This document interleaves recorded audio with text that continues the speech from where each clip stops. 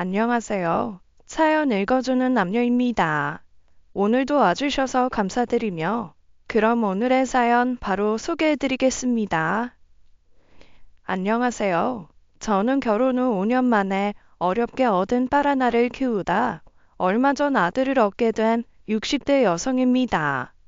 세상 어느 부모가 다 그렇겠지만 하나 있는 자식 정말 귀하게 키웠어요.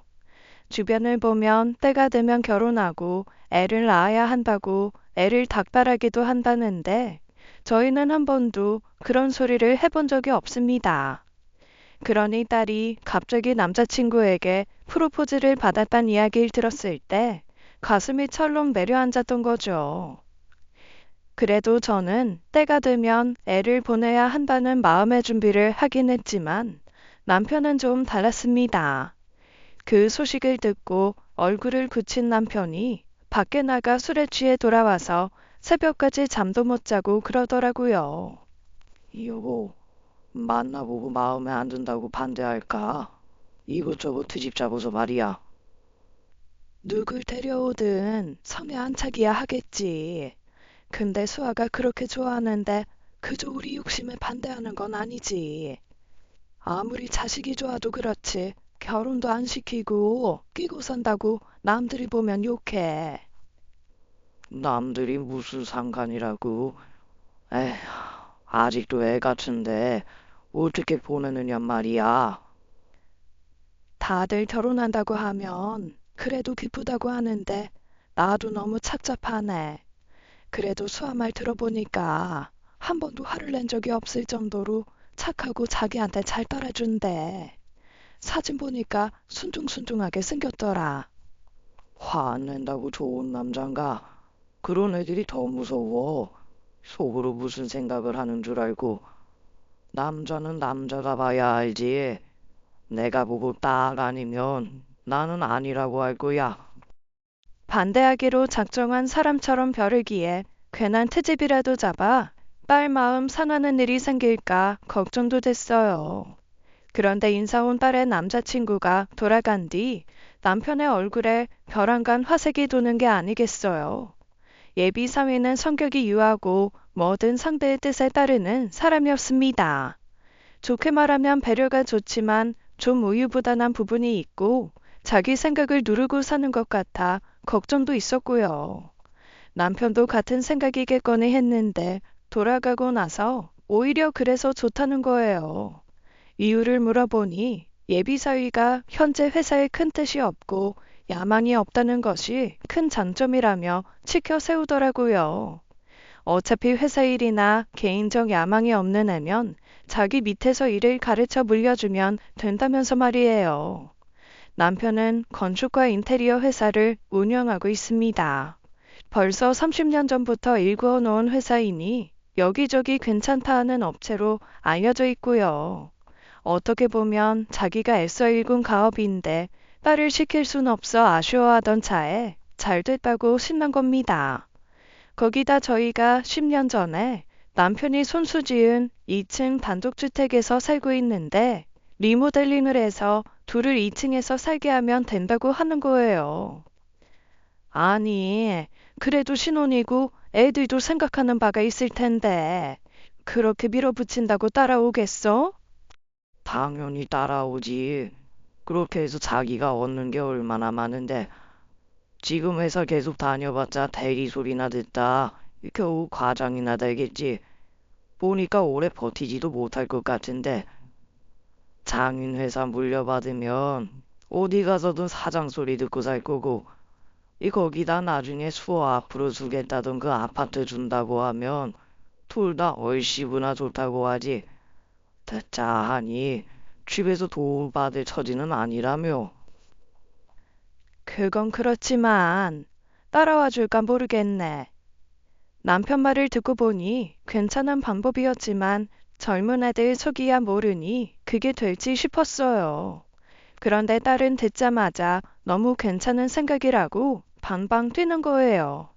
안 그래도 회사 생활에 회의감이 있던 사람이고 집 문제에 의견 차이가 있어서 조율 못하고 있었다고요. 정말 너무 잘 됐다. 난 완전 찬성이지. 안 그래도 오빠가 받은 투룸 전세 빌라 한번 가봤는데 너무 아니다 싶었거든. 낡기도 했는데 전세라 리모델링도 쉽지 않고 골목 주차라 아침 저녁으로 주차난 심한 지역이더라고. 그래서 내가 엄마 아빠한테 좀 도움받으면 된다고 했는데도 자긴 집에서 받아올 수 있는 게 없는 입장이라 엄마랑 아빠한테 죄송하다고 했거든. 그래도 염치는 있는 녀석이네. 아빠는 일만 제대로 배우면 회사도 물려주고 너 앞으로 집도 해줄 생각인 것 같아. 다원이랑 이야기 잘 해봐. 엄마야 너 데리고 살고 싶은 욕심에 권하는 거기도 하지만 생각해보면 사위 아니면 너네 아빠 회사 물려받을 사람도 없는데 잘 됐다 싶기도 하고 여러모로 그게 좋을 것 같아. 다음날 집에 돌아온 딸은 신이 나서 그렇게 하기로 했다고 하더라고요. 예비 사위가 자존심 세우는 스타일이 아닌 줄은 알았지만 그렇게 쉽게 승낙할 줄은 몰라서 깜짝 놀랐습니다. 말이 2층 단독주택이지 내부에서 연결된 계단을 통하는 집이라 매일같이 장인장모를 보고 살아야 하는 처가살이인데 그렇게 고민 없이 받아들인 거예요. 사실 100% 마음에 드는 사위감은 아니었는데 그렇게 해주니 얼마나 고맙던지요. 요즘 세상에 딸 자식 끼고 사는 부모가 어딨고 부모랑 같이 살고 싶어하는 자식들이 또 어딨나요. 사돈 쪽에서 반대하면 골치 아프겠다 싶었는데 그 문제도 다행히 어렵지 않게 해결이 됐어요. 일도 물려주시고 나중에 집까지 주신다는데 처가살이가 무슨 대수냐고 하셨다길래 감사한 마음에 상견례 자리도 우리 쪽에서 크게 대접했습니다. 그렇게 어쩌면 우리 부부에게 가장 큰 고비가 될지도 몰랐던 딸의 결혼식이 순탄하게 마무리되었죠. 저희는 나름대로 규칙을 정했어요. 신혼부부 살림 공간이니 1층과 별개로 2층 공간은 온전히 딸 부부의 공간이라고 생각하기로 했죠. 2층은 3개의 방과 화장실 하나가 있는 제법 큰 공간이었는데 원래는 대부분 딸만 쓰는 곳이었어요. 그전엔 학업이다 회사 일이다 하며 바쁜 딸을 대신해 청소도 제 몫이었는데 딸 부부에게 내어주면서 2층 공간에 대한 모든 권리와 의무를 온전히 딸 부부에게 내주었습니다. 그러니까 특별한 이유가 없는 한 우리 부부는 그곳이 없는 공간이라고 생각하고 관여하지 않기로 한 거예요. 그리고 신혼부부인 딸 부부의 생활을 존중하기 위해 함께하는 시간은 식사 시간 정도로 제한을 두었죠. 그래서 아침 저녁을 함께 먹고 나머지 시간은 자유롭게 보낼 수 있도록 했어요. 그때까지만 해도 이렇게 완벽할 수 없다고 이게 바로 서로 도움이 되는 삶이 아니겠냐고 만족스러워 했죠. 그런데 그로부터 얼마 뒤였어요. 딸의 화난 목소리가 1층까지 들려오는 날이 잦아지는 거예요. 이제 막 부부가 되었으니 사소한 일로도 싸울 수도 있고 딸의 성격을 아니 그렇게 심각하게 생각하진 않았습니다. 그런데 싸우는 일이 잦고 화가 난 딸이 1층으로 내려와 손님 방에 자는 일이 생기면서 이건 아니다 싶은 거예요. 아무리 부부끼리 싸워도 각방 쓰는 버릇 들이면 안 돼. 나중에 그거 습관되는 거야. 독립해서 살 때도 화난다고 집 나갈 거야? 답답하고 짜증나는데 그럼 어떡해? 도대체 뭐 때문인데? 다원이 그 성격에 어지간하면 너한테 다 맞춰주고 쳐줄 텐데. 뭐가 그렇게 못마땅해서 매번 싸울 때마다 각방이야? 자꾸 변기에 오줌을 튀어놓잖아. 그럼 닦기라도 하든가. 주의 좀 해달라고 몇 번이나 이야기를 했는데 벌써 10번은 넘었어. 내가 참아야 돼? 그런 거였어? 남자들이라 그래. 너희 아빠랑도 신혼 초에 그 문제로 자주 싸웠어. 난 이런 문제로 싸우게 될 줄도 몰랐어. 게다가 양말 같은 것도 벗어놓고 빨래바구니에 넣지도 않고 가끔 물건 제자리 벗어나는 것도 짜증나. 어이구, 별것도 아닌 거 가지고 평생을 다르게 산 두 사람이 만나서 사는 게 결혼인데 그럼 그게 쉬울 줄 알았어? 별게 아니야? 이게 어떻게 별게 아니야. 난 답답하고 짜증나서 죽겠어. 습관이라고 쳐도 같이 사는 사람이 고쳐달라고 하면 고쳐야 하는 거 아니야? 평생 그렇게 살았는데 어떻게 그걸 한순간에 고쳐? 다원이가 너한테 그저 맞춰주는 건 안 보이고 그 생활 습관 하나 빨리 못 고친다고 새신랑을 두고 밖에 나와서 사는 게 말이 돼? 얼른 들어가. 아, 엄마 몰라서 그래. 리모컨이 침대 밑으로 들어갈 일이 뭐가 있냔 말이야. 바나나 껍질이 왜 내 화장대 위에 올라가 있냐고. 차차 고쳐 나가겠지. 너무 닥달하지만 말고 좀 기다려줘라, 어? 그때까지만 해도 흔한 신혼부부의 싸움이라고만 생각했습니다. 결혼 전 딸도 그렇게 방을 깨끗이 쓴 편은 아니어서 올챙이적 생각 못하고 요란스럽다 싶기도 했어요. 사위의 습관이 아쉬운 부분이야 있었지만 듣기만 했을 때는 그저 그럴 수도 있겠거니 하는 수준인 것 같았고요. 처가살이에 눈치 볼 일도 많을 텐데 괜히 별것도 아닌 문제로 딸이 사위를 잡는 것 같아 마음이 쓰였죠. 그런데 그 뒤로도 같은 문제로 화가 난 딸과 마주치는 날이 찾았고 좀 올라가 보라는 남편 말에 결국 오랜만에 2층에 올라가 보게 되었습니다. 딸이 씩씩대며 이것 좀 보라고 올라간 2층의 모습에 다소 놀라기는 했어요. 2층 거실에는 작은 2인용 소파와 테이블이 있었는데 소파고 테이블이고 할 것 없이 옷과 과자 쓰레기가 있더라고요. 화장실 변기 커버에는 소변이 튀어 있고 넌지시 내다본 안방 바닥에도 옷이 널브러져 있고요. 사위는 갑자기 올라온 저를 보고 그저 쩔쩔매며 서 있더라고요. 사위가 주변을 어지럽히거나 지저분한 이미지는 아니었기에 좀 의외다 싶었어요. 그렇게 난장판 수준까진 아니었지만 평소에 정리정돈이 안 되는 습관이 보여 한마디 하긴 해야겠다 싶었습니다. 이거 봐. 이러니 내가 스트레스 안 받아? 집에 올 때마다 치우는 게 일이야. 죄송합니다, 장모님. 장모님까지 신경 쓰이게 해드려서. 이런 건 좀 서로서로 조율하고 살아야지. 별것도 아닌 문제로 큰 소리가 2층까지 내려오고 그러면 되겠어?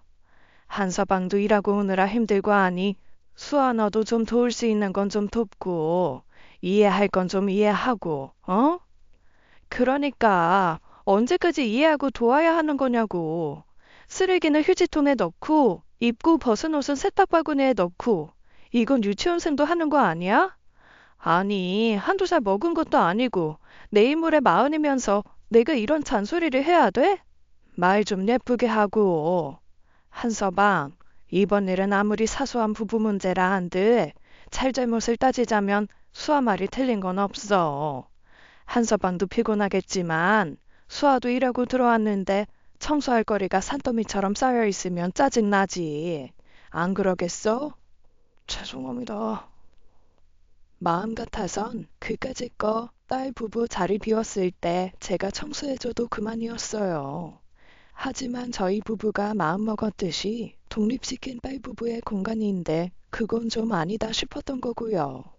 사소한 청소 문제인데 여기서 더 뭐라고 하는 것도 아닌 것 같아 그쯤 하면 됐겠거니 했습니다.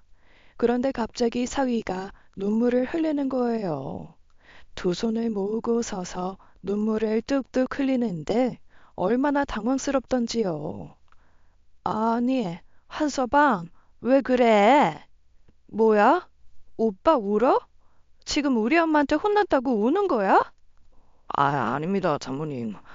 그게 아니라, 그냥, 죄송해서 그래요.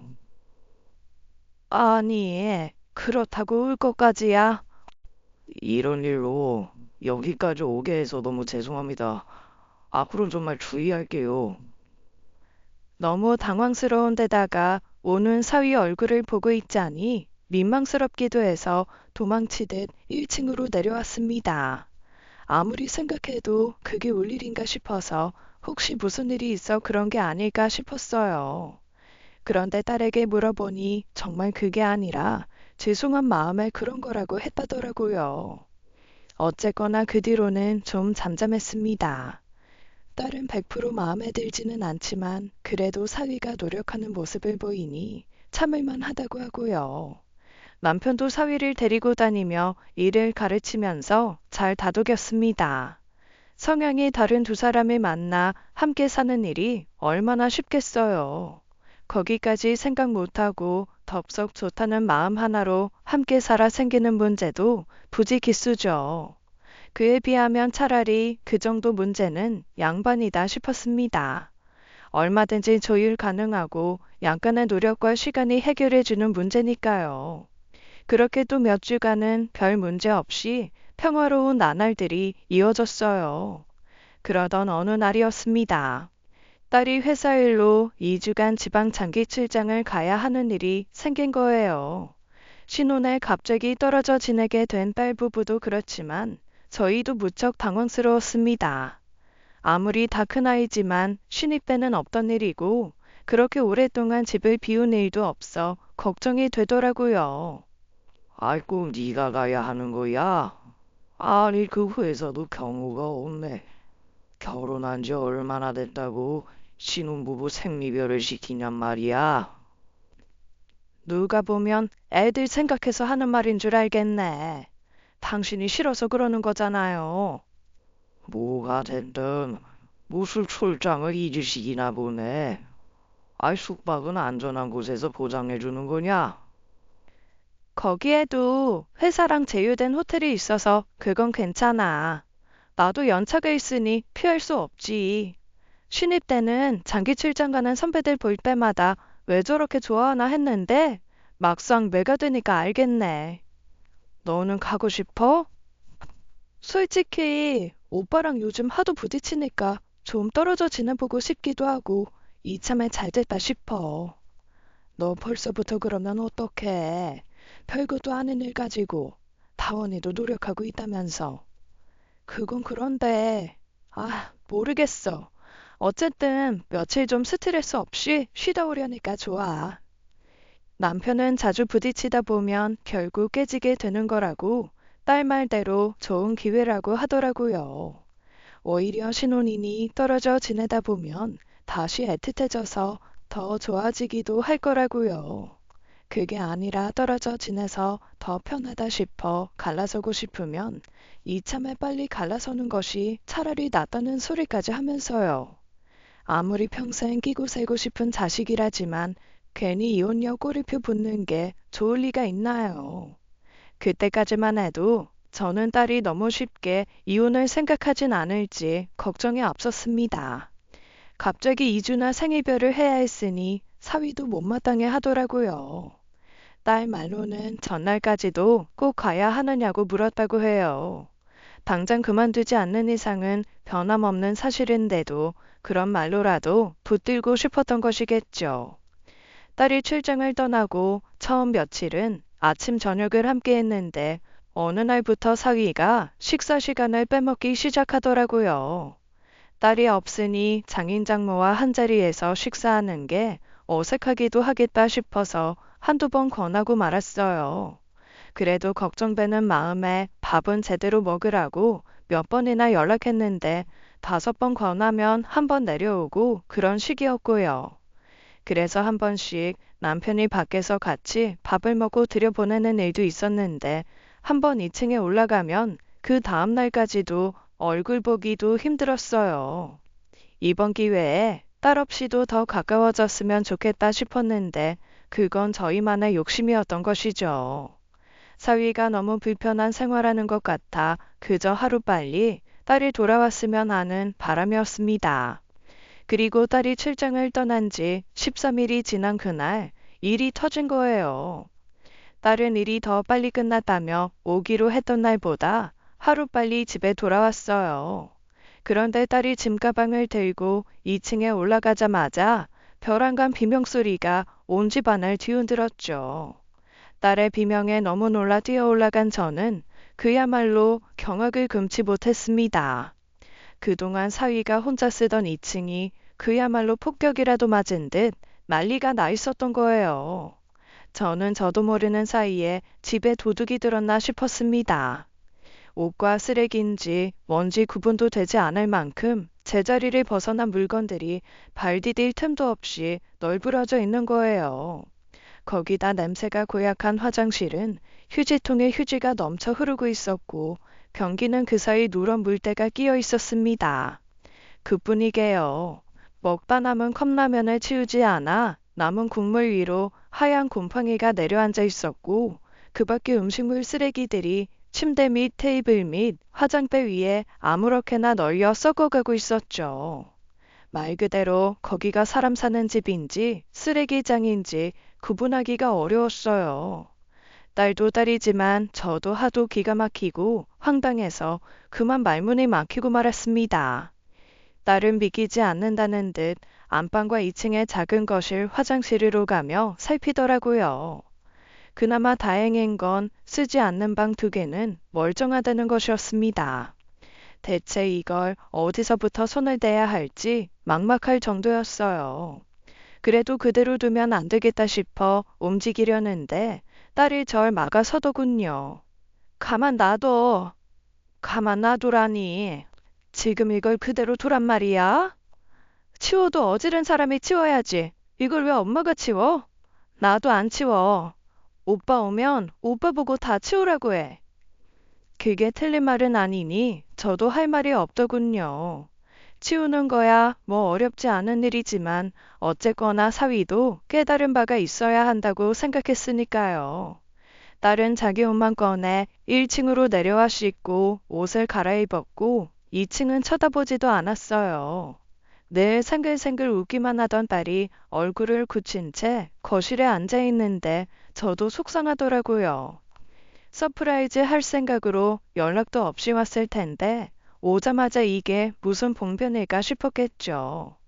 그렇게 저녁이 되자 남편과 함께 사위가 들어왔고 둘 다 딸이 있는 걸 보고 놀라더라고요. 남편의 얼굴엔 화색이 돌았는데 사위의 얼굴은 당혹감이 생긴 것이 차이라면 차이였고요. 아마 딸이 내일 온다고 했으니 오늘 밤에 다 치워야겠다고 생각했을지도 모릅니다. 근데 이미 늦어버렸다는 것을 직감으로 알았겠죠. 아이고, 우리 공주. 내일이나 보려나 했는데, 이렇게 보니 아빠가 아주 기뻐 죽겠다. 오빠, 뭐야? 어?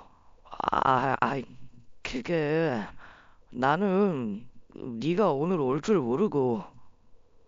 내일 오면 뭐가 달라져? 치우면 오빠가 저렇게 쓰레기장으로 만든 게 없던 일이 돼? 치우면 다다 이거야? 아, 왜? 왜 또 우리 공주님이 이렇게 심통이 나셨을까?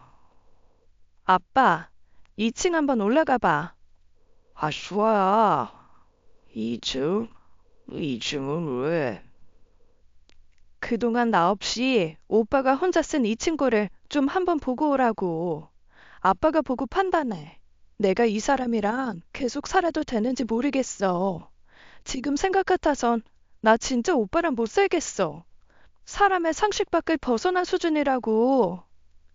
오자마자 제대로 된 인사는커녕 다짜고짜 쏟아내는 딸을 보고 모두 당황했습니다. 남편은 사위의 눈치를 슬쩍 보더니 알았다는 듯 2층으로 올라가고요. 사위는 2층으로 올라가는 자기 장인을 붙잡지도 따라가지도 못한 채 발을 동동 구르더라고요. 참 그걸 보니 또 기가 차더라고요. 그럴 거면 진작 치워놓기라도 하든지 아니 애초에 깨끗하게 쓰면 되는 거 아닌가요? 어린애였으면 딱 매를 버는 일을 한다 그렇게 말했을 겁니다.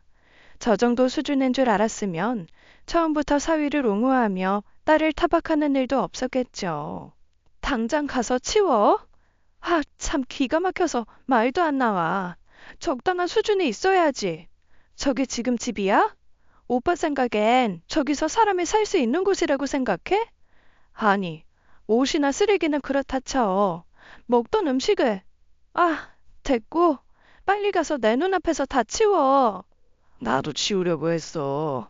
아, 근데 하루 종일 장인어른 따라다니면서 일 배우고 들어오면 먹고 자기 바빠. 치울 시간이 없었던 것뿐이야. 누가 보면 일은 오빠가 다 하는 줄 알겠어. 아빠는 일 안 해? 아빠는 놀다 와서 자기가 입던 옷 세탁기에 넣고 밥 먹고 설거지하고 그래? 오빠, 이건 아니야. 이거 진짜 심각한 문제라고. 아니, 와서 그냥 장인어른 일만 배우면 된다며. 솔직히 너도 좀 너무한 거 아니야? 그래도 오랜만에 봤는데 인사도 없이 사람 이렇게 몰아붙이기나 하고. 대체 이게 무슨 꼴이야? 납작 엎드려 미안하다 하고 당장 올라가 치워도 모자랄 판에 딸을 원망하는 것이 좀 기가 막히던 차였어요. 갑자기 남편이 호통을 치며 2층에서 내려온 거예요. 지금 저게 뭐야? 이 지금 다오니 네가 저렇게 해놓은 거란 말이야. 그게 장인어른 그게 아니라요. 해도 그렇지. 어떻게 저딴 식으로 반을 쓸 수가 있어? 내가 그동안 수아가 다온이 너 지저분하다. 이 위생관념이 없다 할 때마다 내 딸이 유난스러운 거겠거니 했지. 이 정도일 줄은 몰랐지. 장인어른, 그게 제가 치우려고 했는데요. 수아 오기 전에 치우려고 했는데 이 수아가 문제야. 둘이 살아 저렇게 쓰는 것도 문제지만 장인 장모가 있는 집에서 어떻게 방을 저렇게 쓸 수가 있느냔 말이야. 지금 제정신이야. 죄송합니다. 내 기가 막혀서 말이야. 당장 가서 안 치워. 오늘 밤 안에 수아가 떠나기 직전 상태로 되돌려놔. 빨래 같은 것도 저 사람한테 맡길 생각하지 말고 자네가 전부 하고. 예. 남편의 호통에 어깨를 축 늘어뜨리며 올라가는 사위의 모습에 할 말이 없었습니다. 저도 어지간하면 뭐라고 한마디 거들고 싶었는데 그저 어이가 없어 말문이 막히는 심정을 아시는지요. 딸은 저런 사람인 줄 알았으면 애초에 결혼도 하지 않았을 거라고 투덜거리더라고요. 딸은 사위와 2년 동안 연애했지만 아무래도 결혼 전이니 사소한 생활 습관까지는 완벽하게 알기 힘들었다고 해요. 애초에 그런 걱정을 할 필요가 전혀 없을 만큼 위생관념에 대한 그 어떠한 낌새도 없었고요. 사위가 결혼 전 대학 친구와 함께 자취했지만 친구와 함께 사는 집이다 보니 딸이 한 번도 가본 적은 없었답니다. 자라면서 만들어진 습관일 수 있으니 시댁을 보면 유추가 되지 않느냐 싶겠지만 딸은 결혼 전에도 그리고 후에도 한 번도 시댁에 가본 적도 없습니다. 사위 말로는 오래된 집이라 누굴 초대할 만한 곳도 아니고 혼자 된 사돈은 아무리 며느리라고 한들 다른 사람을 집에 들이는 걸 원체 싫어하는 성격이라더라고요. 아무리 그래도 그렇지 그런 이유로 며느리를 들였는데 인사도 못 오게 하는 게 맞나 싶었는데 오히려 딸은 굳이 시댁에 갈 필요 없이 밖에서 밥 한 끼만 먹으면 된다고 좋아했어요. 저는 조금 찝찝한 구석이 있던 반면 남편은 그저 딸이 좋다면 그만인 양반이라 잘 됐다고 대수롭지 않게 여겼고요. 그런데 이쯤 되니 애초에 사돈댁집 상태도 말이 아닐 것 같다는 조심스런 추측을 하게 되더라고요. 그렇게 사위가 올라간 지 2시간이 지났을 때였습니다. 그래도 2시간이면 충분하지 않았나 싶은데 내려올 낌새가 안 보이는 거예요. 딸에게 올라가 보라고 눈치를 줬는데 요지부동이라 어쩔 수 없이 제가 올라갔습니다. 아니 그런데 2시간 전이나 크게 달라진 게 없는 거예요. 그 난장판에 주저앉아서 뒷머리를 벅벅 긁으며 쩔쩔 매고 있는 사위만 더해졌을 뿐이죠. 한서방, 뭐하나? 예? 장모님, 그래. 아니 2시간이나 지났는데 꼴이 아직도 이게 뭐야? 그게요. 한다고는 했는데 대체 뭐부터 해야 할지 몰라서. 뭐? 죄송해요, 장모님. 진짜 어떻게 해야 할지를 잘 모르겠어요. 저는 다시금 말문이 막히고 말았습니다. 널브러진 옷가지와 여기저기 널린 쓰레기를 보면서 뭐부터 해야 할지 모르겠다고 하는데 저도 무슨 말을 해야 할지 모르겠더라고요. 저도 그 꼴을 보자마자 대체 어디부터 손을 대야 할지 모르겠다고 생각했지만 그거야 그냥 하는 말이고 일단 쓰레기부터 처리하든지 옷부터 처리하든지 우선순위를 정할 수 있잖아요. 근데 보니까 옷 몇 벌 자리를 옮겨 놓은 것, 쓰레기 몇 개 한 군데로 모아 놓은 것 말고는 한 게 없어요. 무려 2시간이나 지났는데 말입니다. 결국 그날은 우리 사위를 뒤로하고 제가 다 치웠습니다. 딸은 저더러 왜 치우냐고 야단하다 결국 장기 출장을 다녀온 날부터 각방을 쓰기 시작했고요. 근데요, 뭘 어떻게 치워야 할지 모르겠다고 우는 걸 보니 저도 생각이 참 많아졌습니다. 당장 눈앞에 지저분하게 쌓인 쓰레기와 옷더미가 문제가 아니라는 생각이 든 거예요. 그러니 일단 당장 눈앞에 쌓인 문제부터 처리하고 그 뒤를 생각하는 게 우선이라는 생각이 들었습니다. 입던 옷을 쌓아두는 정도는 이해할 수 있다 싶었습니다. 근데 먹다 남은 음식물을 보이는 곳에 그대로 방치해서 썩게 한다든지 변기에 누런 때가 낄 때까지 물을 내리지 않는다든지 냄새가 지독하게 나는데도 청소를 하지 않는다는 거요. 그게 사실 일반적이진 않잖아요. 근데 거기다 뭐부터 치워야 할지 모르겠다고 하는 건 한 번도 그런 난장판을 치워본 적이 없다는 거 아닐까요? 당장 사돈에게 연락해 이 문제를 상의해야 하나 저는 저 나름대로 심각하게 생각하고 있었습니다. 그런데 마침 제 언니한테 전화가 와서 이야기하다가 사위 문제를 털어놓게 됐어요. 그 말을 들은 언니가 보통 일이 아니라고 심각하게 이야기를 하더라고요. 나도 전에 텔레비전에서 쓰레기집이다 하는 거 본 적 있거든. 근데 우리 딸 말이 그렇게 사는 사람들이 대개 우울증을 가지고 있는 경우가 많더래. 우울증? 그래. 몸에 쌓인 우울감에 사람이 무기력해져서 그런 걸 치울 줄도 모르고 치워야겠다는 생각도 못 한다는 거야. 아니, 한서방이 우울증 걸릴 일이 뭐가 있다고.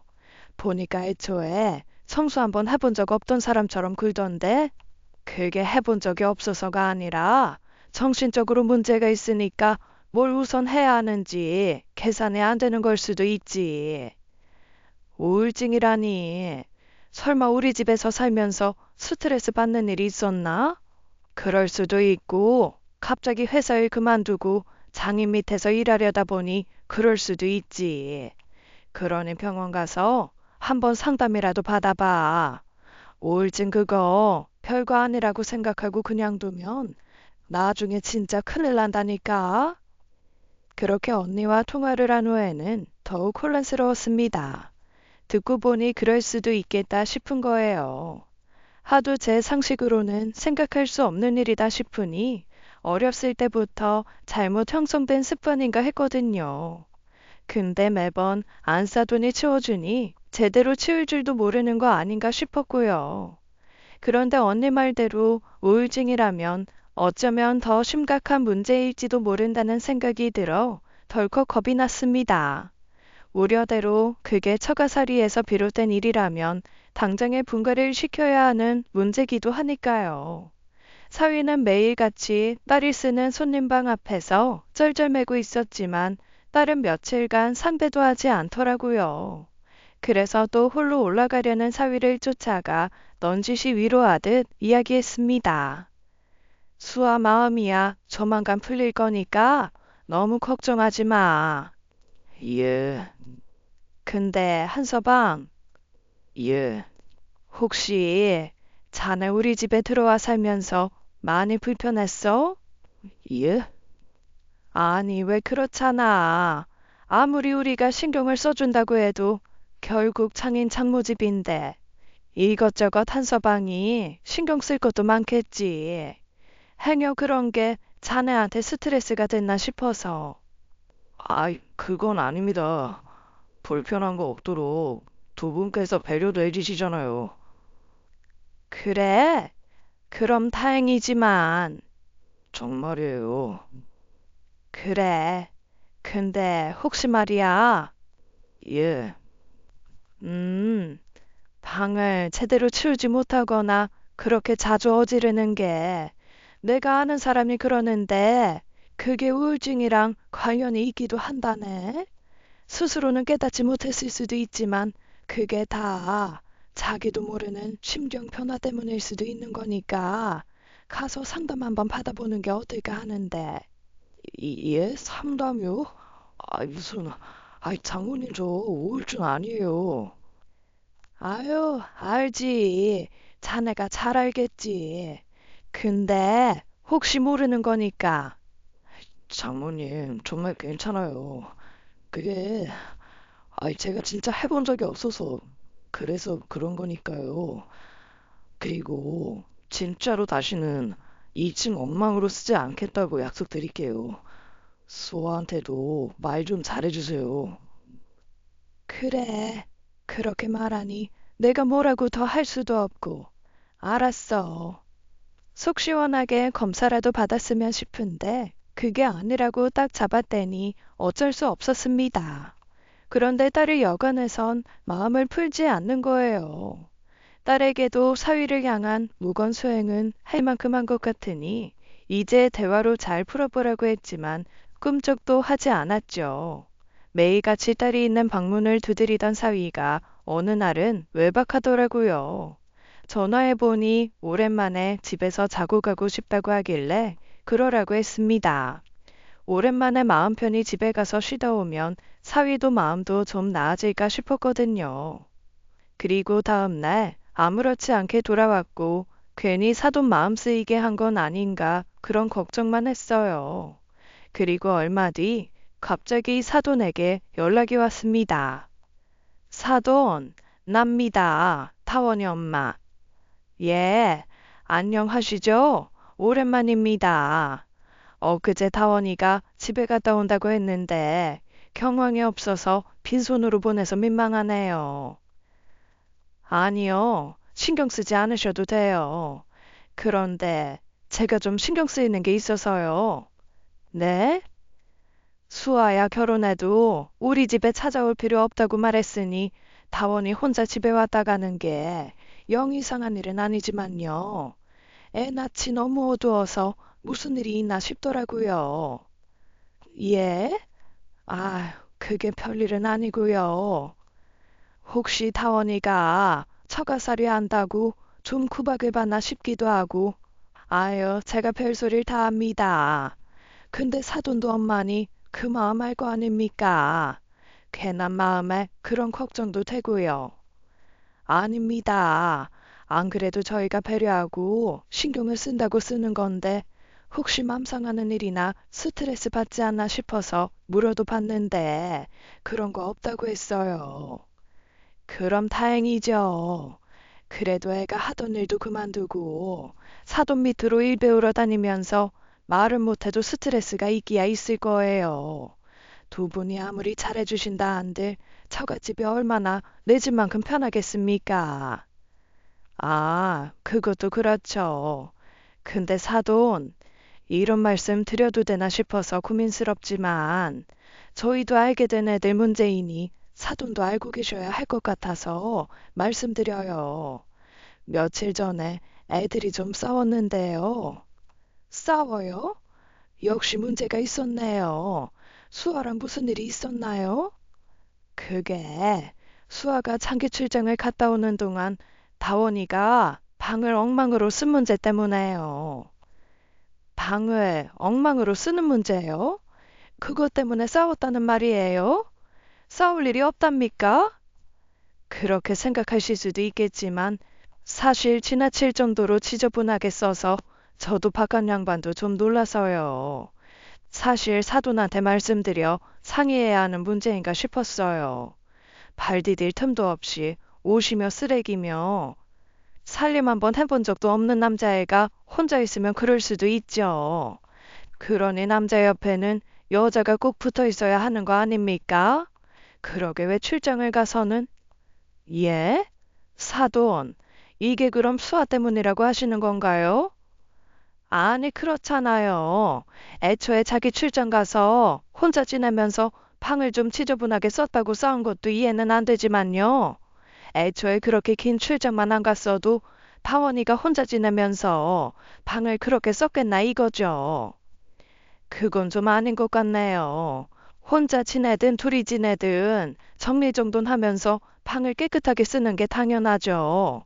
귀찮아 미루는 것도 하루 이틀이고 사람이 정도라는 게 있는데 그 수준을 넘어섰고요. 그래서 우리 애 몰아붙여서 집 나오게 만든 겁니까? 네, 다원이가 가고 싶다고 해서 간 겁니다. 그게 그거 아닙니까? 말이 나온 김에요. 애들 사는 집 좀 가보고 싶은데 어떻게 생각합니까? 예, 그럼 와서 직접 보세요. 제가 애들 생각해서 애들 사는 2층에는 허락 없이 올라가 보지도 않습니다. 그 사이에 한서방이 2층을 혼자 어떻게 쓰고 있는지 사돈이 직접 와서 봐야 할 것 같네요. 신사적으로 시작한 전화 통화는 결국 서로 마음만 상한 채 끝났습니다. 사돈이 느닷없이 내 딸 탓을 하는데 저야말로 가만히 있을 수가 없었죠. 사돈이 저렇게 나오는 걸 보니 자기 아들의 위생관념이 어느 수준인지 알지 못하는 것 같았습니다. 그 일이 아니었어도 애들 사는 거 직접 보고 싶다고 했으면 얼마든지 보러 오라고 했을 거예요. 그런데 이 일로 어디 와서 봐라 하며 두고 보자는 식으로 돼서 대체 이게 무슨 짓인가 했습니다. 사돈은 다음날 바로 찾아왔고 집에서 만든 거라고 간장게장을 가져왔더라고요. 그러고는 현재로서는 사위만 머무는 2층 방을 올라갔죠. 사실상 저도 그 일 이후로 제대로 올라와 본 적은 처음이었어요. 그래도 언제고 딸이 올라올 거라고 생각은 했는지 거실이면 방 상태가 그리 나쁘진 않더라고요. 그런데 문제는 화장실이었습니다. 요석이 끼었는지 새하얀 변기가 누런 때가 잘 지워지지 않더라고요. 게다가 화장지는 언제 저렇게 쌓였는지 용변이 묻은 채 바닥에 나뒹구는 휴지를 보니 아직 멀었다 싶었습니다. 그런데 방을 찬찬히 둘러보던 사돈이 한마디 하는 거예요. 이 정도면 수아나 사돈 다 유난 아닌가요? 네? 그렇잖아요. 이 정도면 양호한데 각 방을 쓸 만큼 문제가 되느냐 말이에요. 사돈, 이것도 다 제가 치운 거예요. 이럴 줄 알았으면 사진이라도 찍어놨다가 보여드릴 걸 그랬네요.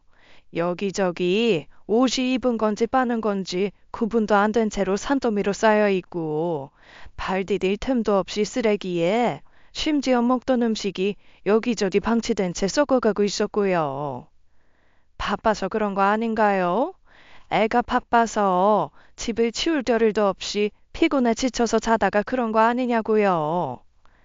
아직 일이 바쁠 때도 아니고 겨우 개념 정도 가르치는 상황인데 뭐가 얼마나 피곤하다고요. 그렇게 따지면 나이도 많고 하나부터 열까지 가르쳐야 하는 저희 집 바깥 양반이 더 피곤하겠죠. 제 눈에는 남의 아들 같다가 괜히 잡는 것처럼 보이네요.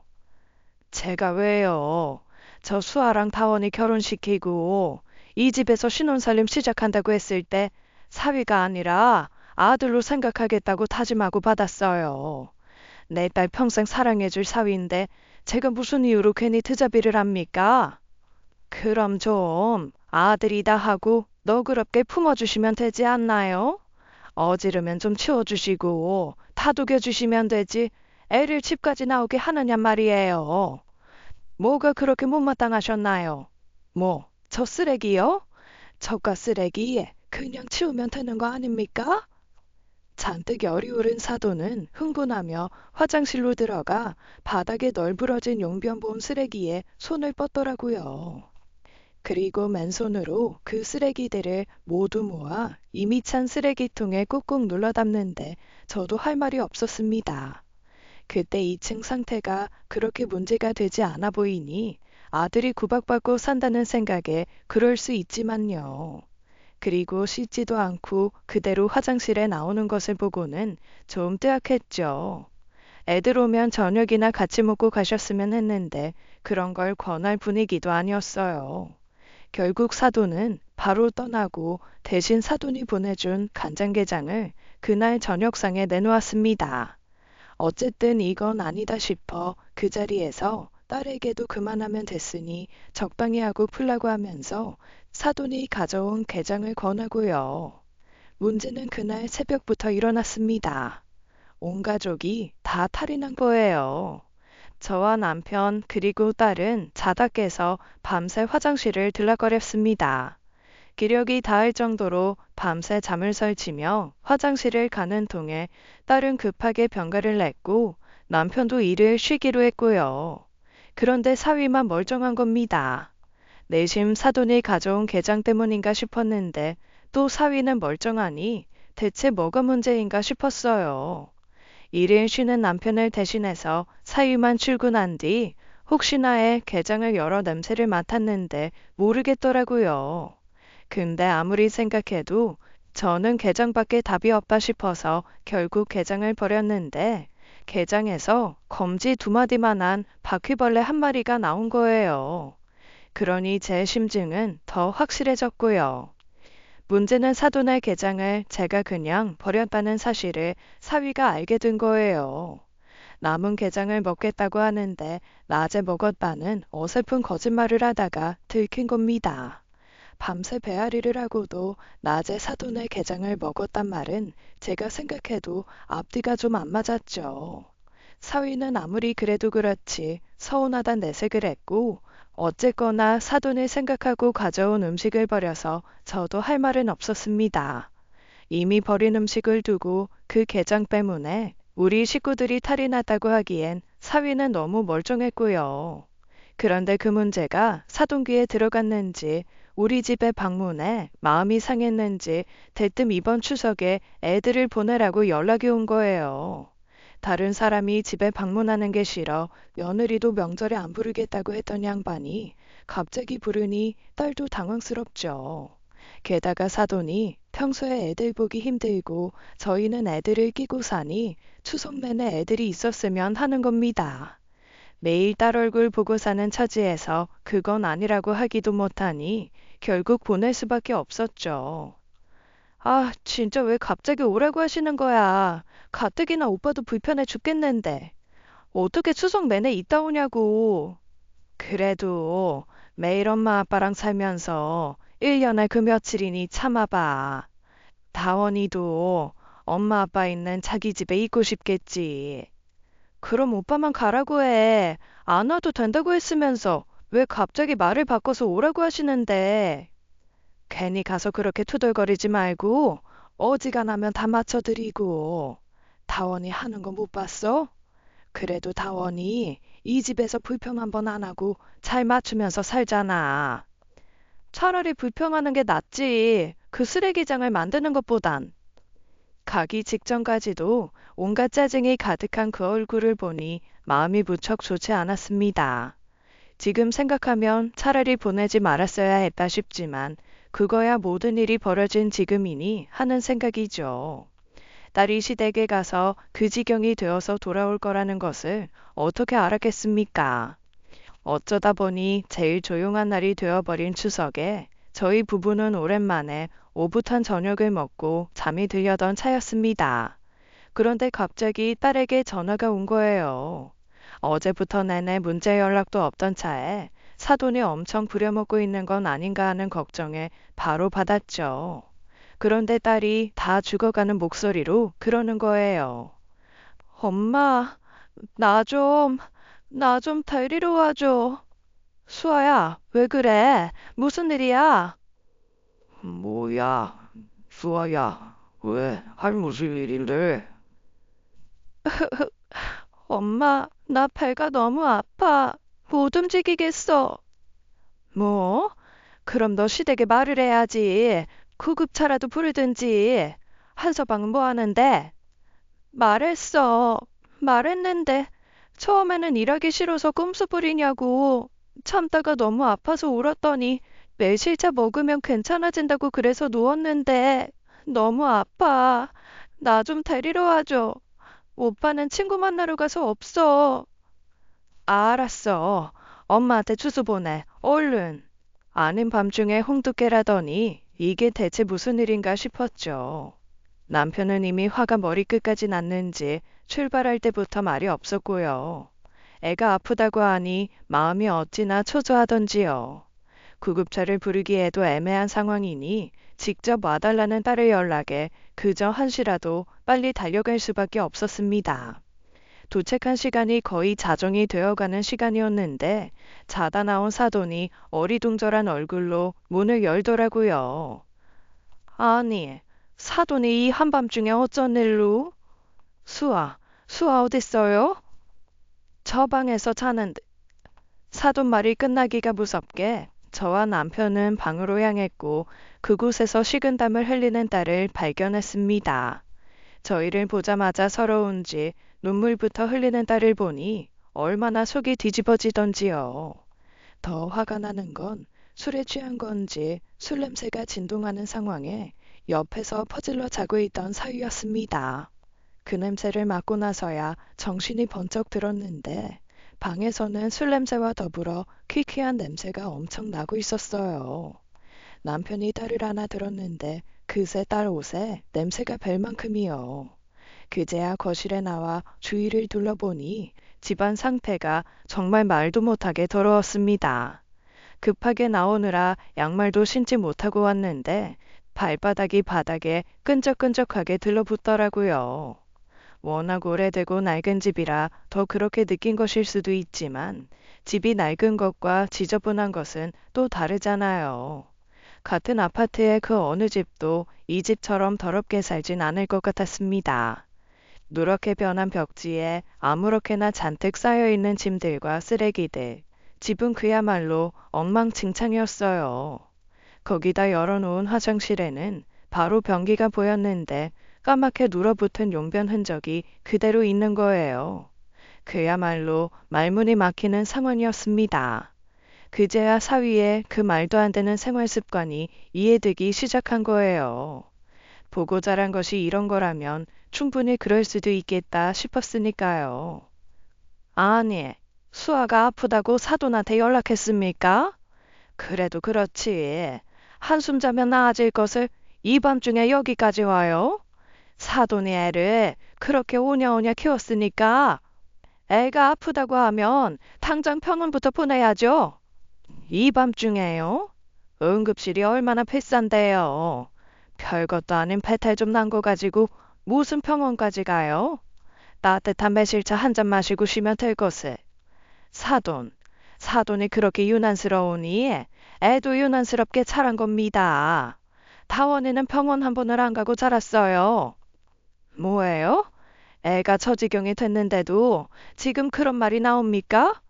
이 집에서 만든 음식 먹고 저렇게 됐는데 책임감도 없어요? 말을 참 이상하게 하시네. 이 집에서 만든 음식 먹고 그런다니요. 수아 체질이 유난스러워서 그런 거지. 어디 다 같이 먹은 음식인데 수아 말고 또 탈난 사람 있습니까?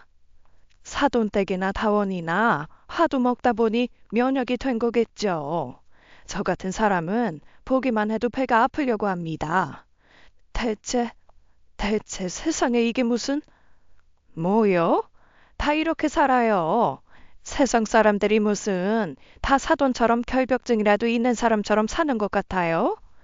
누가 이렇게 삽니까? 솔직히 사돈도 이렇게 사는 꼴 남들한테 보여주기 싫으니 처음엔 수아도 못 오게 한 거 아니냐고요. 아니, 음식물 쓰레기는 왜 또 저렇게 산처럼 쌓아두고? 아무리 추석이라지만 지금 기온이 얼마나 높은데 저걸 저대로 방치해요? 냄새 때문에 숨이나 쉬겠냐고요. 내가 아무리 그래도 사돈인데 이렇게 일일이 말하기도 민망스러운데요. 저 변기에 묻은 건 대체 뭡니까? 변기 색깔이 어떻게 저러냐고요. 아유, 저거 그냥 닦으면 그만이에요. 바로 닦이는 거라고요. 그러더니 갑자기 사돈은 주방으로 가더니 그릇을 씻을 법한 수세미를 그대로 화장실로 들고 가는 거예요. 그러고는 맨손으로 변기 안쪽을 닦기 시작하는 겁니다. 황당하고 어이가 없어서 쳐다보는데 그게 무슨 문제냐는 듯이 검은 얼룩을 지우고 그대로 싱크대로 가져가더라고요. 지금 주방 수세미로 변기를 닦은 거예요? 뭐요? 어차피 세제로 씻으면 세균 다 씻겨요. 세상 사람들이 다 사돈처럼 사는 거 아니에요. 깨끗한 것도 정도가 있죠. 그러니 수아가 별것도 아닌 거에 저렇게 유난스레 아픈 거 아닌가요? 그래놓고는 무슨 내 탓이냐? 더 이상 언쟁을 하는 것이 무의미했습니다. 밖에서 차에서 딸이 기다리니 일단은 돌아가야 했고요. 그 와중에도 사위는 세상 모르고 자고 있고 저는 그렇게 더는 저 집안이랑은 상종 못하겠다 결심하고 나왔습니다. 그 길로 달려간 응급실에서 딸은 급성 위장염 진단을 받았고 3일간 입원을 해야 했어요. 겨우겨우 흰죽만 억지로 넘기는 수준이라 그 3일 동안 살이 다 빠져버렸고요. 사위는 그 다음날 정신 차리자마자 집으로 돌아왔는데 저희는 둘 다 사위를 없는 듯이 대했습니다. 뭐라고 한마디만 하면 그게 말이 아니라 손이 먼저 나갈 것처럼 화가 났으니까요. 남편도 똑같은 마음이었을 겁니다. 그러니 일도 데리고 나가지 않고 뭐라든지 신경도 쓰지 않았겠죠. 사위는 딸의 행방도 대체 어떻게 된 건지도 모른 채 3일을 보냈고 딸이 퇴원하는 날이 돼서야 사위를 불렀습니다. 그리고 남편은 한치의 망설임도 없이 그러더군요. 이혼해. 장인어른. 저희는 딸과 그 문제에 대해 논의한 적이 없었어요. 그런데 저도 딸도 남편의 말에 놀라지 않았죠. 딸도 그럴 마음이 있었는지 남편의 말에 대꾸하지 않고 그저 소파에 기대어 바닥만 보고 있더라고요. 나는 내 딸이 앞으로도 이렇게 살아야 하는 거라면 1초도 망설이고 싶지 않다. 당장 이혼해. 장인어른, 죄송합니다. 제가 그때 오랜만에 친구들 만나 즐거운 마음에 과음했어요. 수아가 그렇게 아픈 걸 알았으면 절대 나가지도 않았을 겁니다. 나는 이제 와서 구구절절 그런 핑계도 듣고 싶지 않아. 그냥 헤어져. 대체 왜 내 딸이 그 집구석에서 그런 수모를 당해야 해? 저는 저희 집에 가자는 소리 안 하겠습니다. 청소도 잘할게요. 다시는 어지르지 않고 수아가 하라는 대로, 장인어른 장모님이 하라는 대로 하겠습니다. 제발, 제발 이혼만은. 아니, 해도 너무하지 않아. 내가 사돈 집에 가서야 다행히 네가 이해됐다. 어떻게 집구석을 그렇게 하고 살 수가 있나 싶었는데 그게 다 보고 자란 바가 그러니 그런 거지. 내가 모르면 몰랐지. 그 꼴을 보고 어떻게 참겠어? 다원아, 네가 생각해봐라. 나중에 태어날 네 딸이 그런 집에 시집가 산다고 생각해도 그런 말이 나오겠냐? 장인어른, 알아요, 압니다. 그래도 이혼은 안 돼요. 제가 어떻게 수아랑 헤어져요? 그때부터는 사위가 눈물을 질질 흘리기 시작했습니다. 무릎을 꿇고 앉아 저도 모르게 줄줄 흐르는 눈물을 소매로 닦아가며 바들바들 떨면서 이야기를 하는 거예요. 어렸을 때부터 집이 가난한 건 알고 있어서 저는 그게 당연한 줄 알았어요. 옷소매에 까맣게 때가 끼어 있는 것도, 집안에서 걸으면 발바닥이 바닥에 들러붙어 소리가 나는 것도, 남은 음식은 쉬기 직전 전부 섞어 끓인 다음에 찌개로 먹는 것도, 음식을 먹다 한 번씩 배가 아픈 것도 다 당연한 줄 알았어요.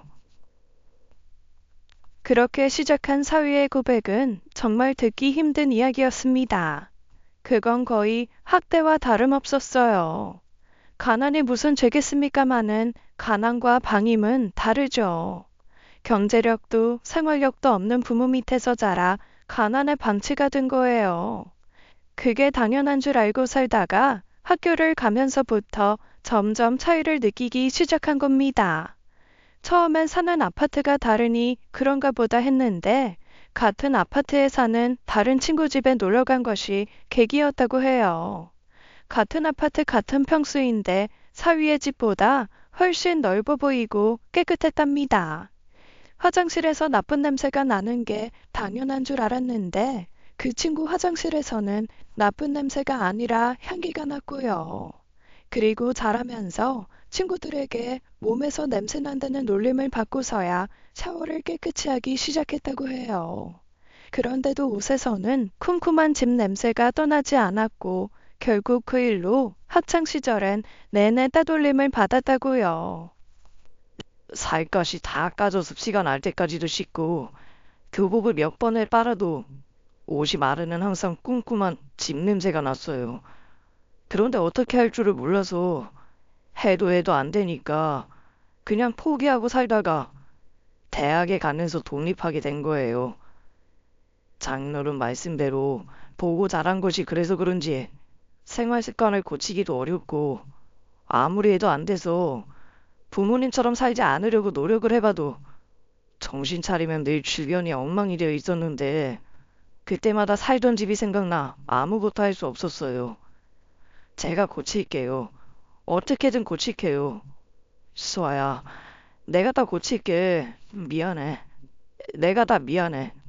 내가 잘못했어. 그러니까 이 엄마는 제발. 그렇게 이야기하면서 오열하는데 마음이 그냥 착잡해지고 사위가 짠해지더라고요. 애가 그렇게 잘하고 싶어 잘한 것도 아닐 텐데요. 딸도 무거운 한숨만 내쉬고 그냥 방에 들어가 버리고 남편도 답답한지 밖에 나가 끊었던 담배를 찾더군요. 마흔이 다 돼가는 녀석이 엎드려 애처럼 우는 것이 영 짠하기도 하고 그대로 내쫓아 이혼시킨다 한들 그게 과연 제일 나은 선택인가 싶고요. 물론 안 되긴 해도 딸이 이혼을 원한다면 이혼을 시킬 생각이었지만 그게 아니면 얘를 어떻게 해야 하나 막막했습니다. 그만 울어. 그러다 진 빠져. 일단 올라가서 좀 쉬어. 수아도 생각 정리되면 그때 이야기하겠지. 장모님, 수아 좀 말려주세요. 제가 더 잘할게요. 다시는 우리 집에 가자는 소리도 안 하고요. 다시는 어설픈 효도 한다고 하지도 않을게요. 원하시면 엄마랑 연을 끊을 수도 있어요. 울며 매달리는 사위를 겨우 진정시켜 올려보낸 후 딸과 오랫동안 대화를 나눴습니다.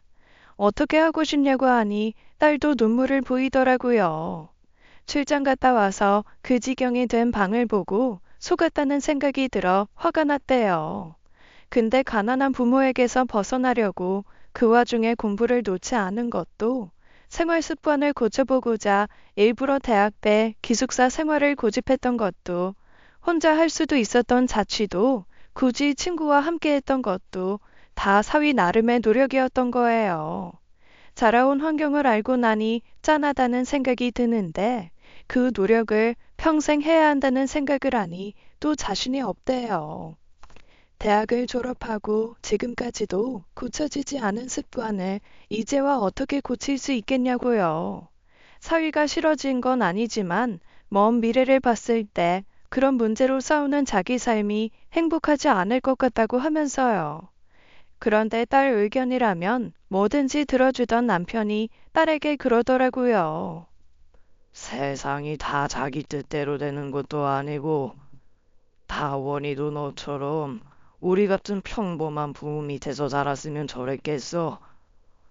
아빠는 네가 하고 싶은 대로 따라주겠지만 그래도 접어도 한 번쯤은 더 기회를 줘도 되는 것 같다. 적어도 한 번쯤의 기회, 그건 우리 세 사람의 공통된 생각이었습니다. 오랜 고민 끝에 결국 딸은 딱 마지막 기회를 주겠다고 나섰어요. 상담받아 오빠. 이건 상담도 필요한 문제야. 받을게. 같이 지내면서 할 수 있는 한 모든 노력은 함께 해주겠지만 명심해. 이게 너에게 주는 마지막 기회야. 두 번 다시 같은 일이 일어나면 회사는커녕 맨몸으로 이 집에서 쫓겨나는 거라고. 알겠어? 네, 장로른 감사합니다. 다시 태어난다는 생각으로 살겠습니다. 고마워, 수아야. 내가 더 노력할게. 아니, 나만 노력하면 돼. 그러니까 나 믿어줘. 그 뒤로 사위는 정신과 상담 치료부터 시작했습니다.